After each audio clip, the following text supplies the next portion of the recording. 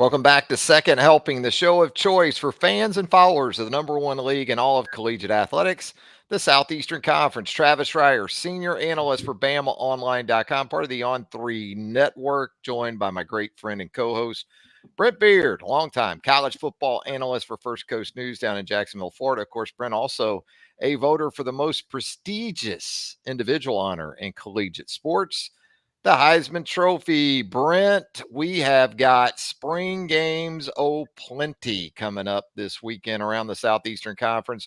We'll also review spring game A-Day at Auburn from last Saturday. But I figure we'll start with a little college hoops. Need to put a little bit of a bow on the college basketball season. Last we spoke, the Alabama Crimson Tide was set to take on the mighty UConn Huskies in a national semifinal out in Glendale, Arizona.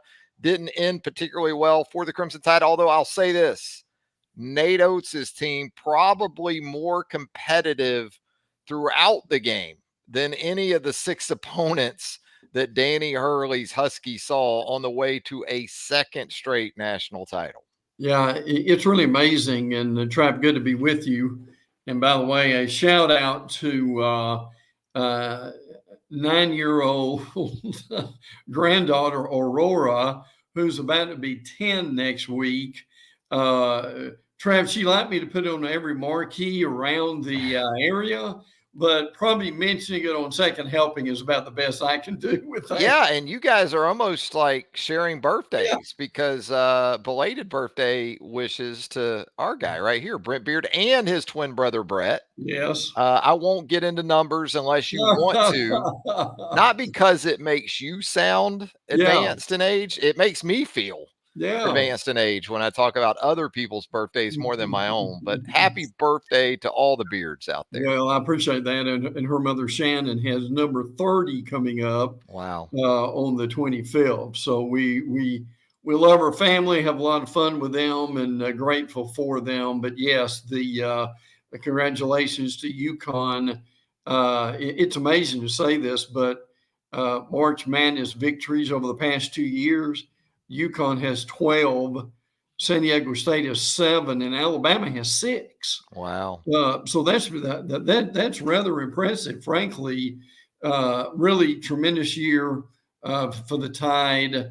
Obviously, some speculation on Kentucky being interested in Nate Oates. He stays in Alabama, which I think was a good choice. And by the way, Trev, what about Ryland Griffin planning on entering the transfer portal, and a guy who would have certainly been a starter last year if he came back to Bama? Absolutely. Really solid perimeter shooter, good defender with length in Ryland Griffin, but that's college basketball in 2024. Just when you think it's set up and there's going to be a stretch of continuity, nope. Even for a team coming off a Final Four run, there's going to be massive turnover. And give Nate Oates credit because that's essentially what he did after being a 1 seed in the previous year's NCAA tournament, and all those guys moving on, and he just reloads, revamps, and makes a Final Four. So he's accustomed to doing this. All of this stuff, from a coaching perspective anyway, precipitated by the move of Cal from UK to Fayetteville. Coach John Calipari now calling the Hogs in Northwest Arkansas. And then, as you said, the interest perhaps in Nate Oates making the move from Alabama to Kentucky. Sounds like Nate got some further assurances in terms of facilities and things of that nature. Just recently signed a pretty big extension with athletic director Greg Burns. So now it looks like Kentucky is headed for Mark Pope, an alum, previously the head coach at BYU. I don't think that's the hire, though, that Big Blue Nation had in mind. Big Blue Nation was thinking Nate Oates. Big Blue Nation was thinking maybe Billy Donovan, maybe Danny Hurley, maybe even, if it got down to it, going back to Rick Pitino at some point. But looks like it's Mark Pope. Good luck to him with that fan base. Boy, and listen, they have lit up the fan forums over the last 24 hours. I mean, Pope, 9 seasons of head coaching experience, 8 is a mid-major, 5th place or worse in the conference 5 times. 0 regular season titles, 0 tournament titles, 0 NCAA tournament wins. But look, he is still considered a good basketball coach. Took BYU into the Big 12, beat Baylor, beat Kansas. But Trav, you and I know when you're talking about that level of sports, which are compared to Alabama football or something akin to that, fans aren't very patient and very happy unless they get a really proven guy for winning titles. Hey, but you know what? Kentucky fans, for the most part, wanted a coaching search. They They did. wanted this. They wanted Yes. Cal gone. Cal did them a favor, didn't require the $33 million buyout, transfers over to the SEC branch in Fayetteville, and be careful what you wish for, maybe sometimes. And Yeah. who knows? Here's the thing: I'm pulling for Mark Pope. If Yeah. everybody's against Oh, him, I'm for him. absolutely. Yeah. And here's to a guy that, he plays a style and plays a style of basketball that Kentucky fans have been sort of clamoring for. I think that's why there was some of that interest, certainly, in Nate Oates, because if nothing else, you're going to get up and down. And seems like a good dude. So it's easy to pull Yeah. for a guy like Mark Pope, Right. but kind of does feel like he's already going in there with at least 1 foot, one buttock in the frying pan with Big Blue And Nation. Travis, let me also add real quick for SEC fans, Jonas Adu, the Tennessee big man, 6'11 junior in the transfer portal. And boy, did this catch my eye. Way Taylor Trav, the A&M guard, has entered the transfer portal. Might those two guys get a few looks? They are going to get looks, and they are going to get NIL. I think Ryland Griffin, that's part of this Yeah. too, although I'm sure Alabama is trying to boost its collective in that regard. I know Alabama fans are pining for a new arena. I understand that. I get it. But if you were asked a coach like Nate Oates to prioritize his wish list, it would be facility and NIL up there Absolutely. together, and then an arena would be down the list, because the facility is what you're in every day. Yes. That's basically where you live as a basketball coach and a basketball team. The arena is where you play home games. So, I think Nate and other coaches would speak to that, but it's going to be volatile. And there's another transfer portal window coming up for football this week. So, what's going to be interesting this week is, before we even get through those April 20th spring games, the transfer portal window's already going to be open again. That's right. So who knows what those games on the 20th might look like. But what we're going to do in terms of spring football and spring football games, what we'll do is we'll start with last weekend, because the Auburn Tigers conducted their version of A-Day at Jordan-Hare Stadium. I think a lot of people were there. A lot of people tuned in to see Cam Coleman, the early enrollee wide receiver, Brent, and by all accounts, it doesn't sound like they were disappointed at all. Oh, he was a highlight film by himself, frankly, really impressive. The over-shoulder catch around 50 yards was certainly impressive. Auburn, frankly, has been really woeful, and that may be an understatement at wide receiver. Cam Coleman really presents some excitement. Looks like Peyton Thorne is going to be the guy. Trev, does it surprise you at all? Hugh Freeze saying transfer portal opening, questions from media. Coach, might you get another quarterback in the quarterback room?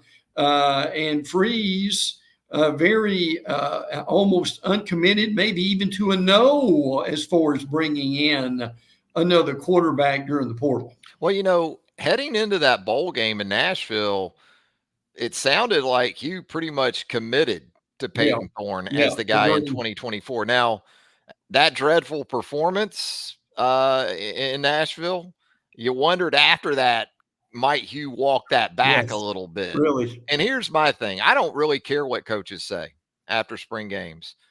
It's all dependent upon who jumps in there, or who maybe makes it known that they are available, especially to a specific school. So it's easy to sort of be non-committal or denial of that right now. But come Tuesday of next week, Yeah.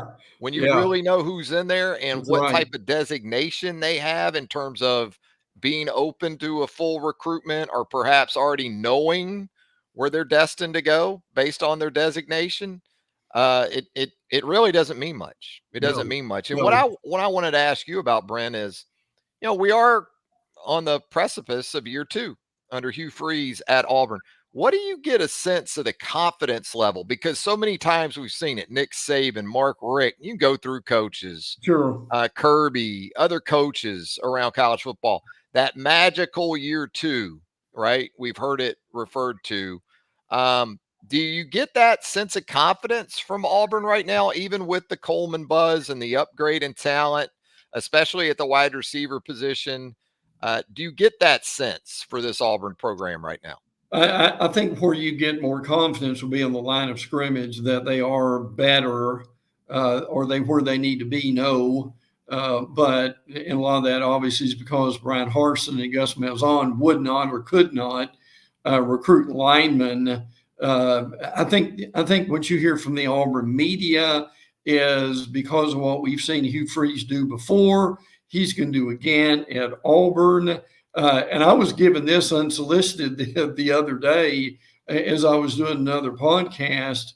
The friend that I was doing the podcast with said he ran into a couple of Auburn fans down in Disney World. They got to talking about the Auburn program, and he asked them if they were confident, and they said, "Well, it's still wait and see on what you can do." But we're not very confident right now because we think Alabama may have gotten a pretty good coach in Kalen DeBoer. So I think both those guys who were season ticket holders probably in a capsule of kind of sum up where Auburn fans are right now. And Gus Malzahn just across town there from Disney at UCF, he probably Yeah, could hear that from there and probably. probably got some enjoyment, maybe a little bit of enjoyment out Yeah. of those comments. So, yeah, that's kind of the way I feel with Auburn going into year Mhm. 2 under Hugh Freeze. I certainly respect his offensive acumen. He has been pretty adamant about being far more involved day to day in terms of the plan and how it's going to be carried out from just a football perspective. So, we'll see with the Auburn Tigers. Now, coming up this week, just pick a school pretty Yeah. much, and you've got a spring game associated with it. We'll go alphabetically, and we'll go to another A-Day in the Alabama Crimson Tide.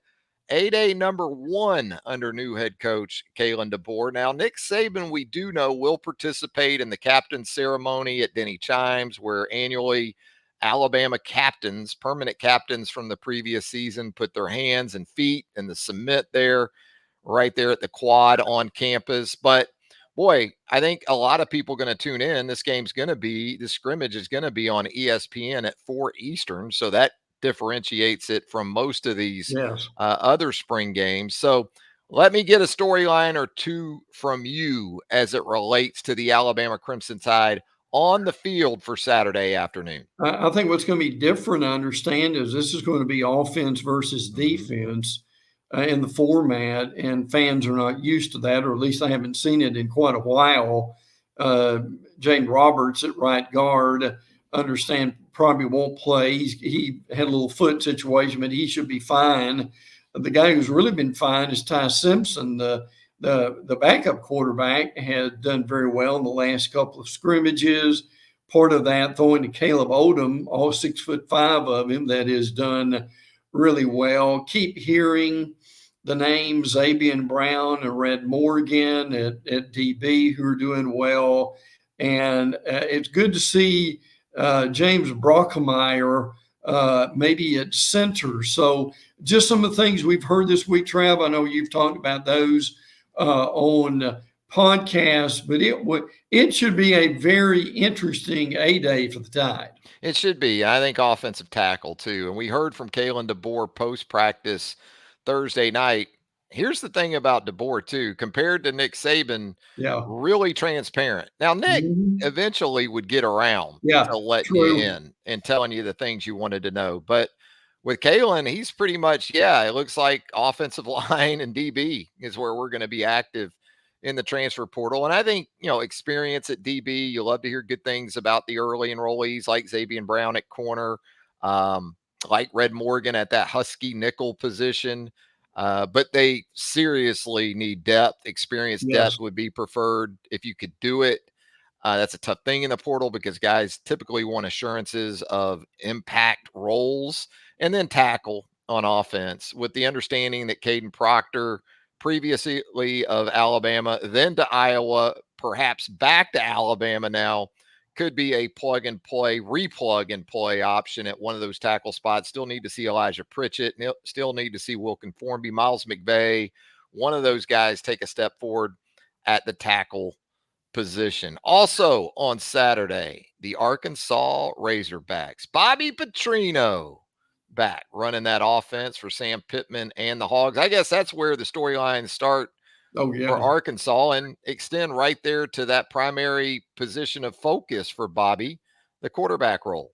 Yeah, Taylor Green from Boise is going to be the guy, we think, or at least that's kind of where we are. But Petrino said the other day that I think it's going to start with him. Does it end with Green? We will see. But they're very excited about what Petrino is doing. A little more up tempo, moving the quarterback out of the pocket. Trav, I've got to throw this in here. And again, we're not being disparaging here against Sam Pittman, but someone asked me the other day, was Petrino hired to eventually take Pittman's place again? If that happens, I don't know, but look, safe to say, Sam Pittman will be on all the coaches under pressure and hot seat list that you and I will see ad nauseum before September. Yeah, hard to envision a scenario where Bobby is re-elevated to that role given the departure previously from that position. But if that offense plays to a high level and the Hogs still don't get it done in terms of wins, right, in some form or fashion, you got to think Arkansas is going to try to keep Bobby Petrino around. Still hard for me to fathom a scenario where he is back in that role as head coach, but never say never in today's college football. Absolutely. Let's talk about the Florida Gators set for the orange and blue game coming up this Saturday. Talk about heat on a coach. Billy Napier squarely in the crosshairs. And given the schedule that we talked about that the Gators are going to encounter, especially as you get deeper into it in the month of November, I think Florida fans on Saturday, they want to see, even in a spring game, they want to see market improvement with various areas of this football team. I think the comfort is knowing that Graham Mertz should be just fine, but absolutely, just about everywhere else around him, that's where Gator fans have questions. Yeah, and they'll see DJ Lagway. Now, the quarterbacks won't be live, which means that they won't be tackled, but they do want to see Lagway on the field. But I'm with you. Lagway his time will come. Graham Mertz, frankly, could be, and I think it's going to be one of the better quarterbacks in the league all the way around. The thing that really got my attention with them is, Trav, after missing 120 tackles last year, there's been a real emphasis in the spring on tackling. So that's supposed to be improved. I understand Tulane transfer DJ Douglas has added to the situation and done well. Cam Jackson on the D line has gone from 374 down to 335. But look, isn't this just a case to where, let's just pretend Pops is sitting on the couch watching this. You don't want to see two number threes in the game at the same time. You don't want to see it take a minute to get your offense off the field and your special teams on the field. And you certainly want to see more than we're going to give somebody a shoulder and knock them out of bounds and hope we get it done. So listen, I'm with you on this. And I know they don't want to see a 10-7 game necessarily, but just show some real improvement where Gator fans can leave with a good taste in their mouth at the end of the game. You outlined some of the failures from a year ago. They weren't even as much in terms of personnel deficit or things like that. Game administration, Billy as an Yeah. offensive play caller sticks in the crawl of a lot of Gator people I know. And then special teams have been problematic for sure, especially in terms of the administration, it seems, on Yeah. game day in that important area of the football team. Georgia Bulldogs set for G-Day on Saturday. Brent, Carson Beck back at quarterback. Quarterback depth, though, I guess, a Yes. pretty big question mark with Brock Vandergriff now at Kentucky, who we'll talk about in just a little bit. And it seems as if maybe Kirby defensively is a little bit worried about his defensive line, which you might find is a little bit surprising given the level that Georgia is able to recruit at. But I guess coaches, and especially in the portal era, because people are cherry picking, your players 40 through 60 or so pretty regularly. Even at Georgia, the depth is something that Kirby needs to address. And listen, he has been adamant about saying, Trev, that they're going to get another quarterback in the portal. Yeah. That they are looking for that. Now, look, no one's going to replace Carson Beck. He's going to be the guy. He's had a good spring. Want to see Gunnar Stockton, certainly.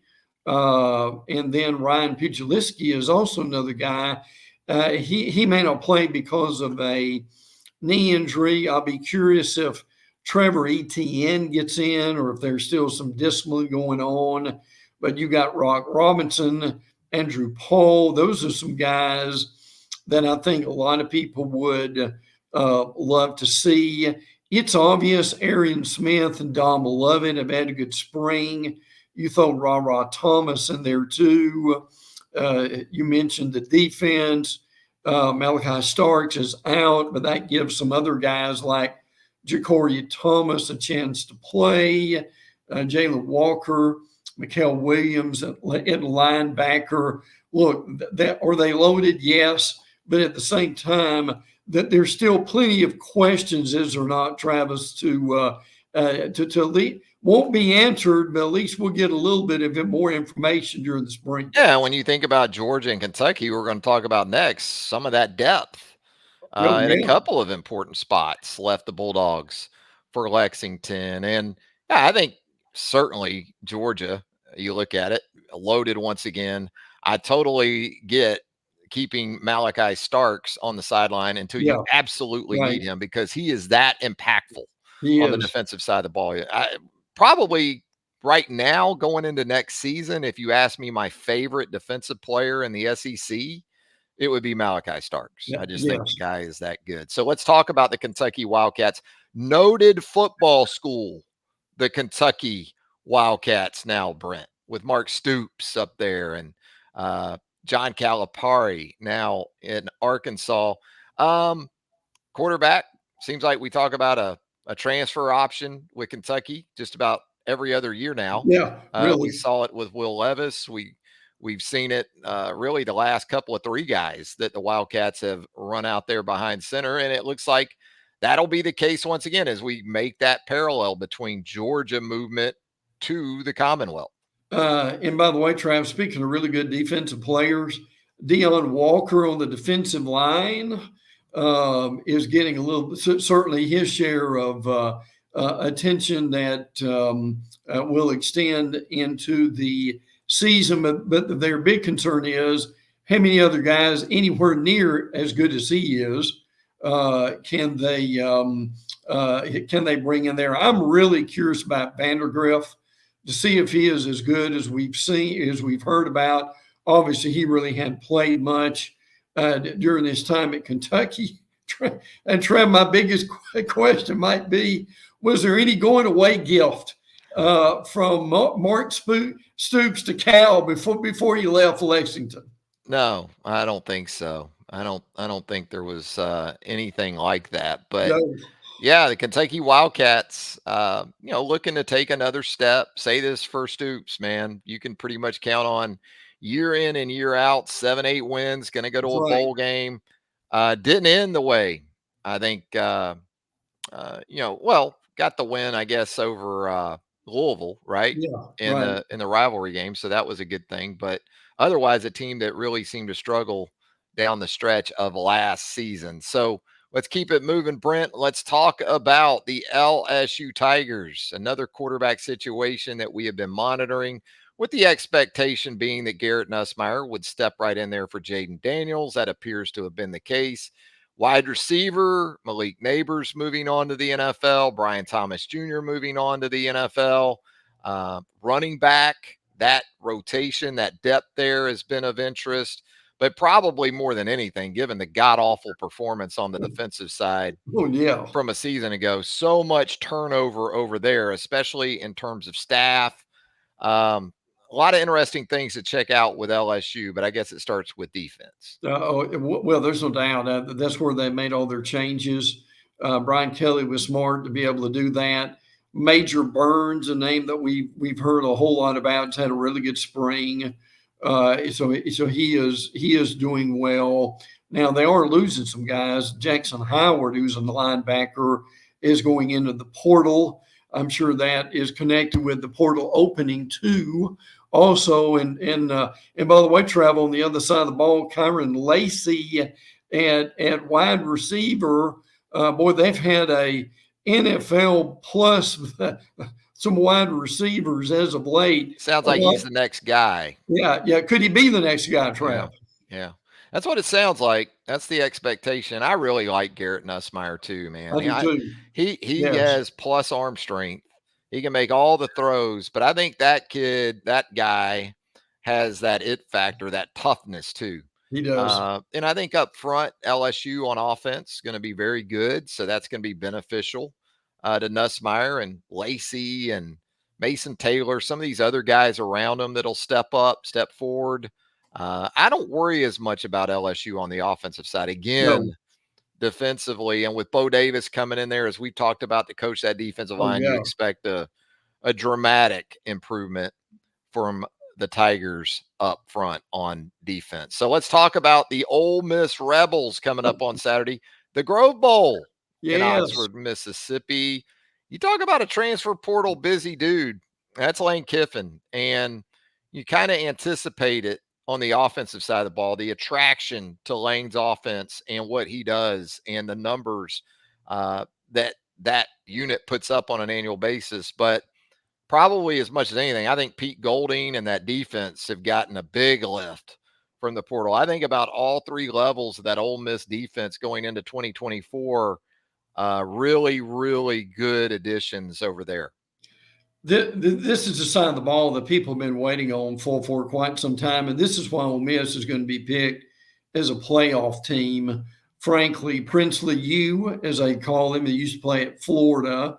Tennessee had Tyler Barron, Chris Paul from Arkansas, Walter Nolan from A&M, who I still think would be a superstar before he leaves. Trey Amos from Alabama, J.J. Peagues or Pegues, Jared Ivey, Corey Coleman. Boy, that defense is going to be just tremendous. I think, frankly, the greatest thing I've seen about the Grove Bowl is Joey Chestnut being in attendance.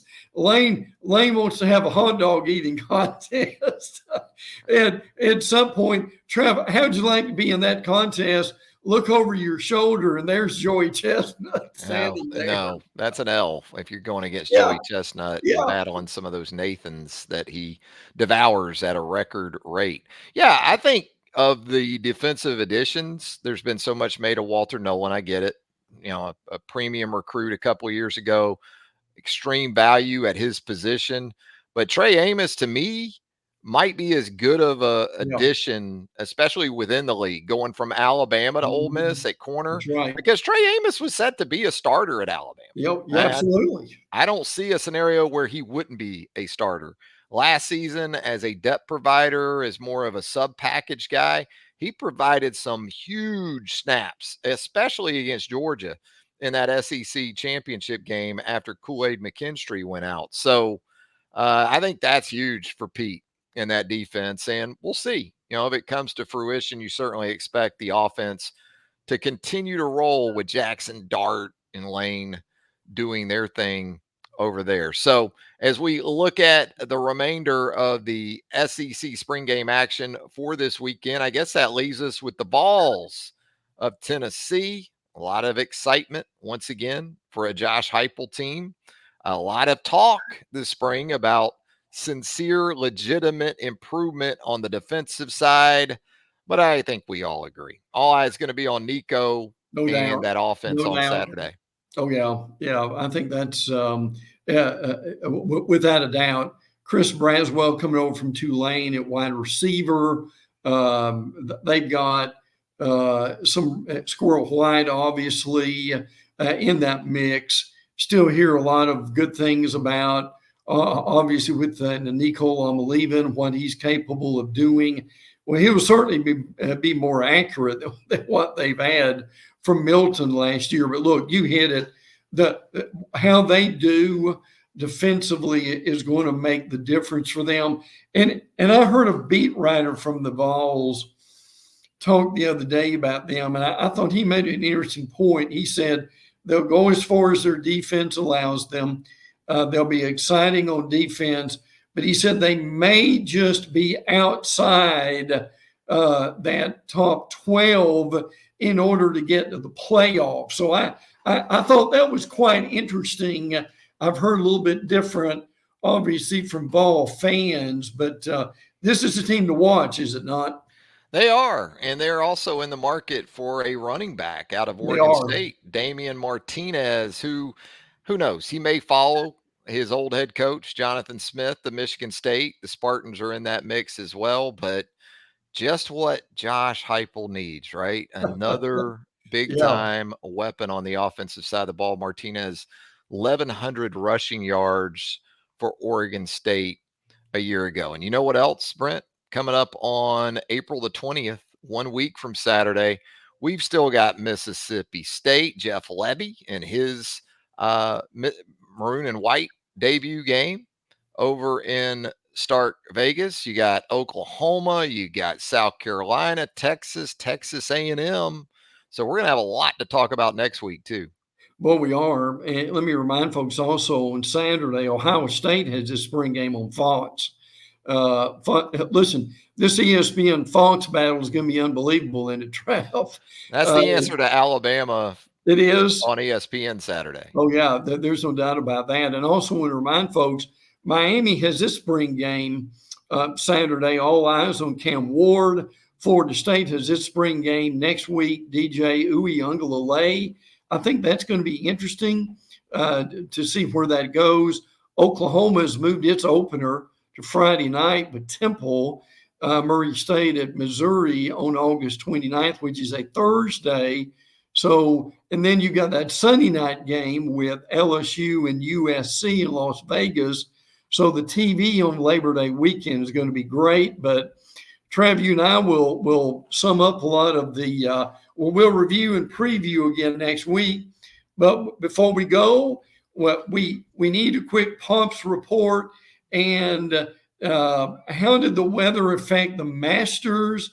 And are your favorites still looking like they may win this thing before it's over? Yeah, Pops is doing well. I'm going to go check in on him maybe later today. He had the second of the 2 cataract procedures performed. So again, kind of remains to be seen if improved eyesight is a good thing or a bad thing where Pops is concerned. But yeah, as far as the Masters, Scotty Scheffler, I mean, shoot 6 under in round 1. They had some weather delays, and so they were finishing up round 2 this morning. A lot of emphasis on Tiger. Will he make the cut? Tiger looked older than his 48 years sure earlier today and finishing up that second round, which is understandable given what his body has been through. And also, I wanted to add, if I'm a Miami fan with that spring game coming up on Saturday, the only thing I want to see is on the last snap of the scrimmage, the quarterback take a knee. Yeah. Oh, yeah. Mario, let's work on that. Practice it Yes. in the spring. Oh, yeah. Oof. Yeah, absolutely. Yeah, that would be interesting to say the least. So, all right, Brent, as always, a lot of fun with you right here on Second Helping, the show of choice for fans and followers of the #1 league in all of collegiate athletics, the SEC. Look forward to next week, my man. You always enjoy it, pal. Take care. For Brent Beaird, Travis Reier, thanking you for joining us right here on Second Helping. And until next time, so long, everybody.